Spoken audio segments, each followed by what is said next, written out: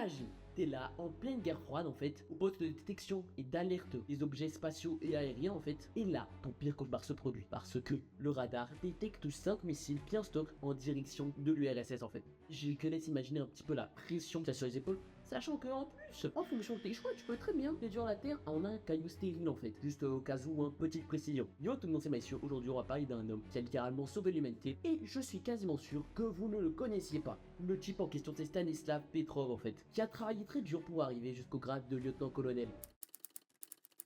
Ce qu'il faut savoir, il naît en 1939 et grandit pendant et après la Seconde Guerre mondiale, dans un contexte de peur du conflit et de discipline militaire en fait. Il choisit une carrière dans les forces armées et choisit de se spécialiser plutôt vers l'ingénierie et la surveillance militaire en fait. Stanislav se distingue très tôt par sa capacité à analyser rapidement des situations complexes et son sang-froid. Cela lui permet de gravir les échelons rapidement au grade de lieutenant-colonel. Le bourg, on sent tellement que c'est un crack qu'au début des années 80, on lui confie le poste de centre d'alerte de Sepourkov 15. Tout ça pour dire que au moment où Stanislav est lieutenant-colonel, il faut savoir le contexte, c'est qu'on est en pleine guerre froide, le président des États-Unis, Donald Reagan, lance une immense campagne de défense en fait, tandis que l'URSS, qui clairement sent son pouvoir faiblir, a envahi l'Afghanistan en fait. Tu lui parles pas de consentement. Du coup, inutile de vous dire que le contexte est très clairement tendu entre l'URSS et les États-Unis. Si l'un des deux pays fait un faux pas, l'autre n'hésitera clairement pas à sortir le couteau. Je vous précise. Ce qu'il faut savoir aussi, que l'URSS a mis en place assez récemment des signaux satellites. Des satellites très sensibles qui sont pas tout à fait au point. Et des signaux erronés ont souvent été repérés, mais qui n'ont jamais constitué une vraie menace.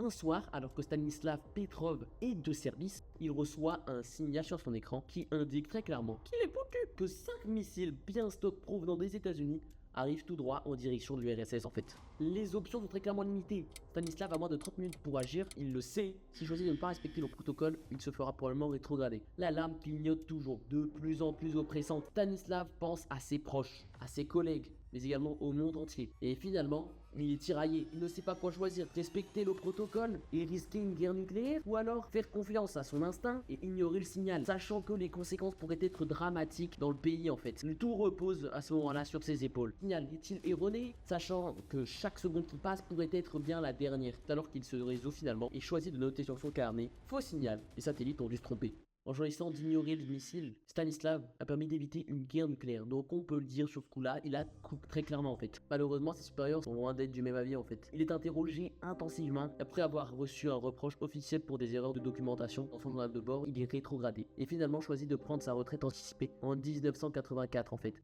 Stanislav, t'as sauvé la planète, ton move est grotesque. Du coup, je te propose qu'on te rétrograde. Bah écoute frérot, t'aurais pas dû être là ce soir. Mais bon, pour te consoler, dis-toi qu'on te fout pas à la rue au moins. Il vit modestement, en percevant simplement sa pension militaire. Mais, malgré tout, après l'effondrement du RSS, à la fin des années 80, début des années 90, son histoire est révélée au grand public en fait. Il reçoit plusieurs prix internationaux et des distinctions pour son rôle majeur apparaissant même au sein de la BBC. Et même si ces derniers s'est montré modeste en minimisant son rôle, en disant simplement c'était mon travail et ils ont eu de la chance que ce soit moi de service cette nuit-là, il reste quand même que son acte a été très marquant. Finalement, Stanislav Petrov décède en 2017, mais sa mort est annoncée publiquement que plusieurs mois plus tard par sa famille. Bref les gens, c'était pour cette vidéo où je vous ai parlé d'un GOAT historique en fait, voilà. Très clairement, on se prend pas compte du move de ouf qu'il a fait. Si vous avez kiffé la vidéo, bien évidemment, vous connaissez la chanson, n'hésitez pas à me le faire savoir en commentaire.